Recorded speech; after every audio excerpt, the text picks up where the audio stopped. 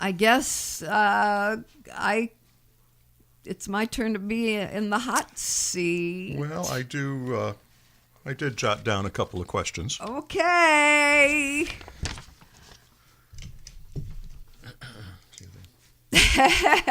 I'm going to take my glasses off. I just want to get them right. Ooh. How about a little background on you? Where did you grow up? Just your early life a little bit. Okay. Born in New York. Moved out here at 3 years old. Mostly grew up in the San Fernando Valley. I'm a valley girl. For sure. For sure. And that's it. What else do you want to know? Well, how did you start interviewing? How does it happen you began to interview people? I mean, did it start with drums? Did you interview people about other things? I mean, how did that start? Well, I actually was a theater arts major at UCLA. I was actually an actress, but kind of was too scared to pursue it. And so I thought, what else do I really love that would be, an easier business to get into? Right. And that was music. Yeah, sure. So I decided that I loved music, and I started by contacting Billboard magazine and thought I would review for them. Gee, what a thought. And this wonderful woman, I still remember her name, Jean Williams, was the head of reviews at Billboard, and she said, sure, bring me in any reviews you've already done. Oh, sure. If I had already done them, I would be a reviewer. So I just went out to local clubs and typed on a real typewriter, reviews at some local bars. And she was so kind and looked at them and said, sure, I'll send you out on some jobs. And that's how I started. I just started doing reviews. And one place said yes, and the next one I called up and said, I review for Billboard. Can I review for you? And it sort of caught on. And then I contacted Modern Drummer because I loved drums and drummers. And I started that way, and then my career just grew. Now, are you a drummer? I am not. I just identify with the drums. I've always when I listen to music, I sort of hear that foundation first.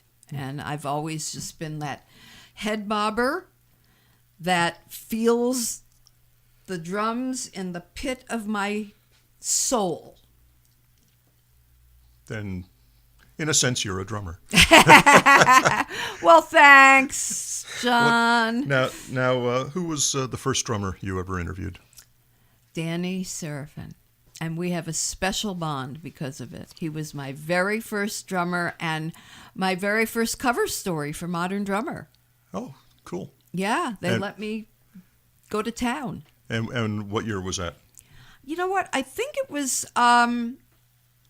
like 81. Yeah, I'm pretty sure it was like that. Yeah. So you're still a newbie at this, then, you? Yeah. after 36 years. Oy. Yeah. Who's been the easiest interview for you? Oh boy. You know what? I don't think any of them is easy. I don't consider anybody easy because I get nervous every time I do an interview. I want it to be so good because there's like multiple people I want to please. There's the person I'm interviewing, and there's the reader or listener. And so I get crazy before I do an interview. And there's butterflies in my stomach. And, you know, the thing is, there's multiple people I need to please. When I went out to do an interview for Modern Drummer, I always had this headspace of there's the young person in Iowa who is just starting out, and I need to appeal to his youth. So I need questions that will resonate with him. And then there's the pro, the like cooler than cool guy like Jim Keltner that I need to grab with my questions. And that's a huge, wide range of human being that I need to appeal to. So I get nervous about having the right questions and the right, the right vibe. So yeah, nothing is easy for me. It's a challenge every time I talk. And plus, if I don't know the person I'm interviewing, I don't know what kind of person this is, or if they are a talker, or if they're quiet, or if they're shy. I mean, you never know what you're walking into. So no, it's easy. Please, nobody's been easy. Have any drummers come to you and solicited kind of their own interviews? Oh, I'd really like to be covered by you. A lot, yeah. I mean, and that's hard because you want to be able to interview the world, and sometimes you just can't. And so that that's really hard. I mean, yeah, it's a tough one. So you have to say no a lot more than you can say yes. Yeah, you do. Yeah. That's hard. Who's been the most difficult interview that you eventually did get? Someone you really tried for a long time and finally it came through? There have been a lot of difficult people because, of course, of stardom. I mean, you don't mean difficult in... Well, just in terms of coordinating an interview. Okay, or maybe they didn't agree to it at first and they had to sort of be talked into it or persuaded. Oh, yeah. Well, I mean, speaking of Jim Keltner, I mean, he coordinated 2 interviews for me. The beginning, the first interview with Ringo Starr, and the interview I did with Charlie Watts. It was on his recommendation that both of those happened. And then I established a relationship with Ringo, and then it was no longer difficult. But yeah, I mean, they're difficult. The superstars are, they're hard. Yeah. It's hard to imagine someone, in drumming history, legends being bigger than Ringo or Charlie Watts, but has there ever been someone you wanted to interview and couldn't get at all? Oh, I know there have been. Yeah, I mean, I can't think off the top of my head. I'm fairly certain there have been people I've wished to interview. I've never had the opportunity. I mean, if there are people I wished I had been able to interview, Buddy Rich, of course. Not because, I never tried because he was always covered by other reporters.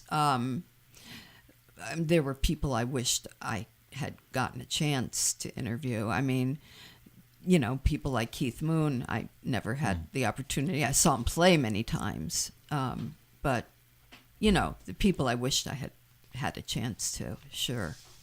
Who have you interviewed more than once and maybe how many times? A lot of people. I've been very blessed. I mean, Steve Smith, Vinnie Colaiuta, Jeff Porcaro,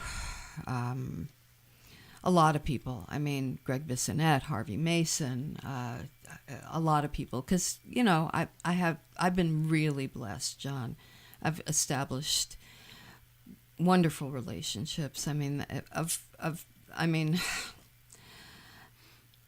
for me, one of the most wonderful parts about what I've done is some of these people, I won't say all, but some of them became very good friends. I mean, Eddie Shaughnessy and I became like best friends. I mean, we really, we're really close. So, a lot of people, Danny Serafin, Tris Imboden, sorry, Tris, whoops. Danny Gottlieb, Paul Wertico, just again recently. I mean, so many people, so many people. I've been so fortunate to have great relationships with people through my history. How many interviews? Ringo. Well, of course. I mean, several interviews with Ringo. Yeah. I mean, he even requested me once. I mean, he even told Max Weinberg once that I was the best interview he had ever done. I mean, that was like, Max called me up and said, I got to tell you this. I mean, it was just, I mean, it was like amazing. So, yeah, I mean, I'm just,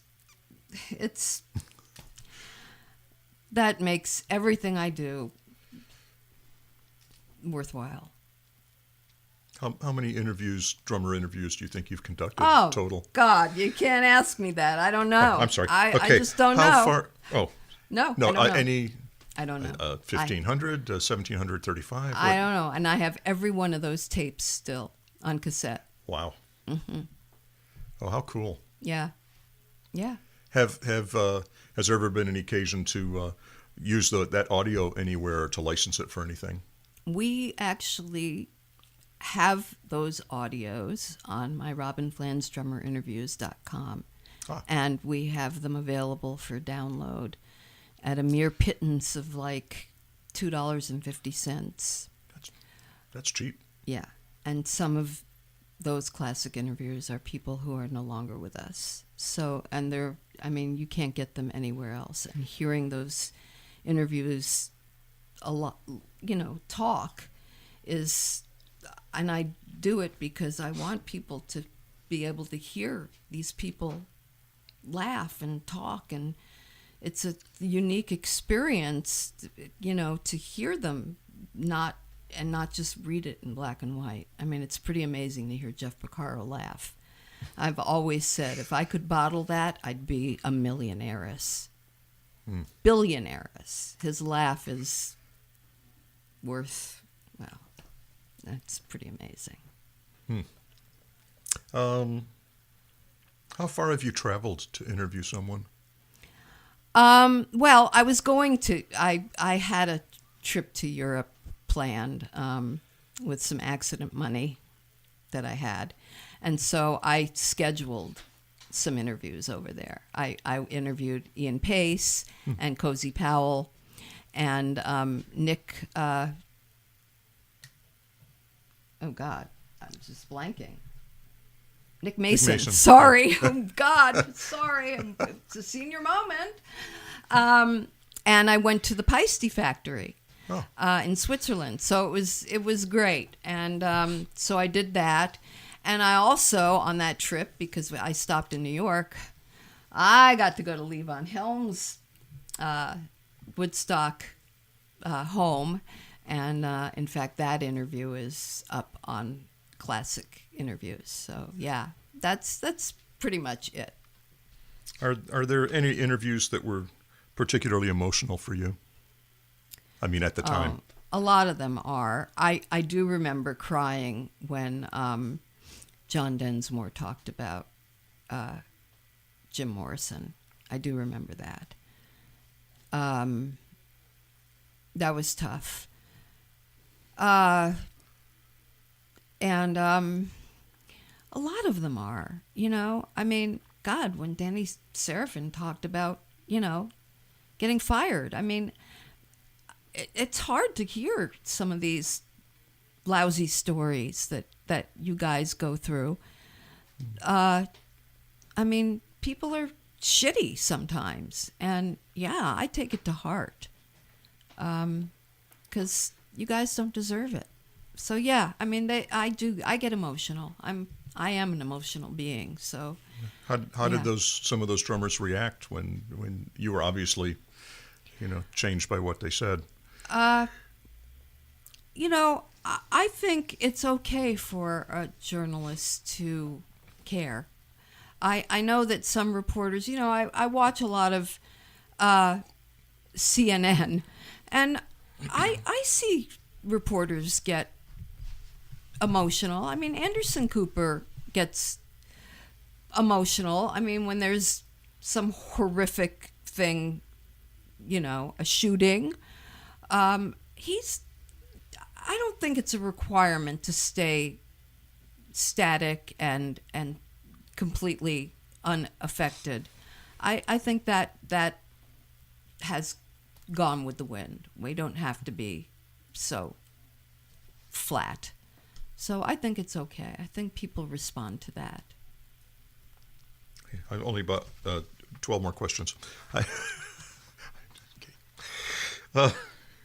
Has anyone changed your perspective about something? I mean, something that was just a complete surprise that took you aback when they, during the course of the interview?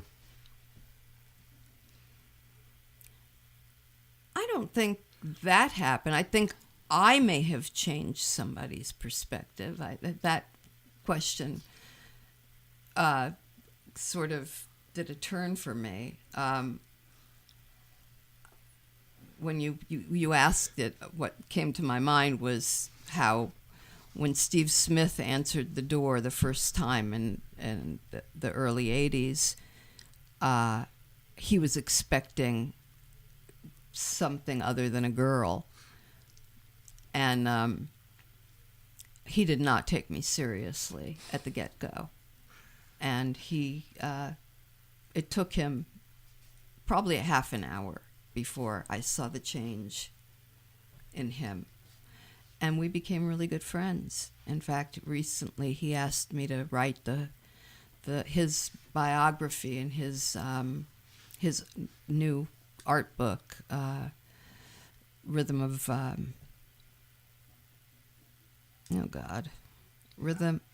the Fabric of Rhythm, yeah. And so we became really good friends over the decades. But yeah, I mean, I saw he was not having it. He expected a male, and he expected a drummer, and he knew I wasn't either one of those. Have there been any during the course of an interview where the drummer has said something that's like drum centric, and you had to ask, "What do you mean?" No, I don't think so. I mean, I studied it. I mean, I knew what I was walking into. I mean, I pretty much, even though I'm not a drummer, I have tried very hard to know what I'm talking about. I mean, and if I didn't, I let them talk, and I'd go home and research it. Good. Who's made you laugh?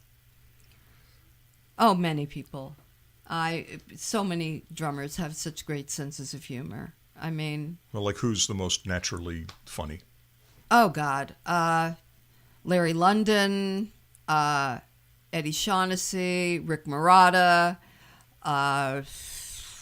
gosh. Well, Jeff Porcaro's laugh makes me laugh. Yeah, I mean, so many people. You want to ask me who made me cry? Yes, that's next, actually. Who's anybody made you cry? Yeah. The worst person on the face of the earth, Don Henley. He put me through hell. He was mean to me. He was abusive. And he was just terrible. It was before the internet. It was back in the 80s. And just trying to schedule it with him was a disaster. He would tell me to call him on a certain date. I would. I'd say, "Hi, it's Robyn Flans." He'd say, "Oh, the thing that won't go away." And I'd call him the next time he would tell me to call him, and he'd say, "Oh, shit." And, I would say to him, I'll go away if you want. He'd say, "No, call me this day." And then I'd say, "Hi, it's Robyn Flans." And he'd say, "Oh, shit." And, I mean, it was so horrible. It was so horrible. And finally I showed up, and he was fine. it was good. The interview went great, and Stan Lynch was there, and we did a great interview. And I was living in Nashville at the time, but I came to LA to do this. And I went back to Nashville. I transcribed it. I wrote it up. Thought it was a great interview, and I wrote a cover letter because, of course, there was no internet, and I had to send it snail mail. And I wrote a cover letter, and I said, so we got through this. This is great. Do me a favor. Oh, he had copy approval. Now, most people don't have that, but that was the stipulation. So I said, please read this, but, please don't nitpick, because I knew that was coming. I said, and just understand that this may be boring to you, but understand the readers are going to love it. And I called him up after I knew he would have gotten it, and he said, well, I'm just going to have to rework this whole thing, and blah, blah, blah, blah, blah. And he was so rude again. And I sat down after getting this off the phone with him, and I just cried and cried and cried. And I wrote him a letter, and I said, Don, you've been so cruel and so, from the time we started this project, and I don't understand it, because when we got together, it seemed to go so well, but you seem so unkind to me, and I don't understand. And several days later, I got like a registered letter saying, this is obvious, we can't work together, you may not print this, and we are done. So the record company had to pay me off. And the article never got released anywhere? No. Horrible man. Wow. And then just one little P.S., Dave Grohl was awful. I mean, I had done a little interview with him on the phone once, and he seemed nice enough. But that's because he knew he was being taped, and I was from Modern Drummer. But one day, just at a event, he said he would do a 5-minute interview, and watched me all day bake in the 95-degree sun, waiting for him to do this 5 minutes, and he'd walk by me and just laugh while I stood there with sweat pouring down my face waiting for this 5-minute interview.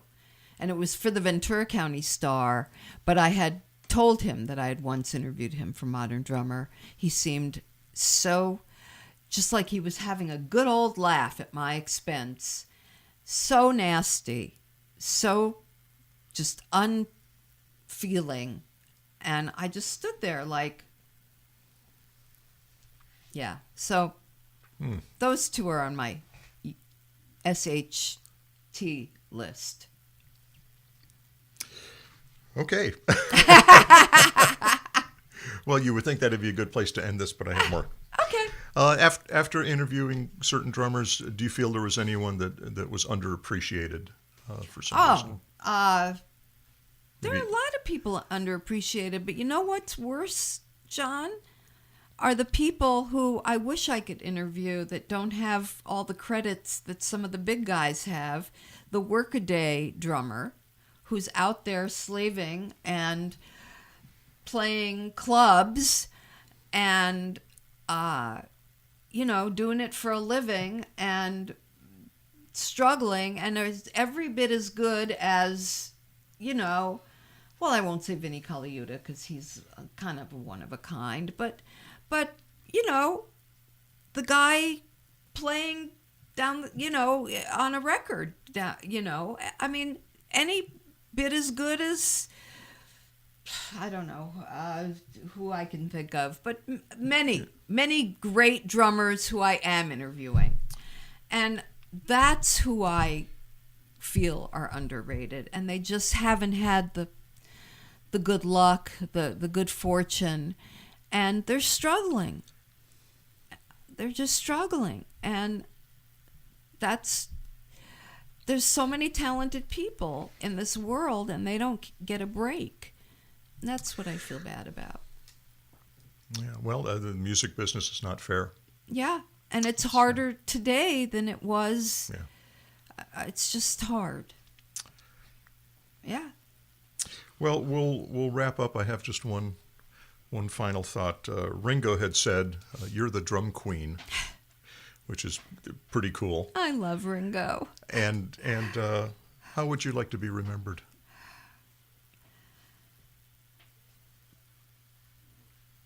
Just as a good person. As a good parent and a good person that fights for other people. That's all. That's pretty good. You're that and more. Thanks, John. Thank you. I've just enjoyed you. Thanks.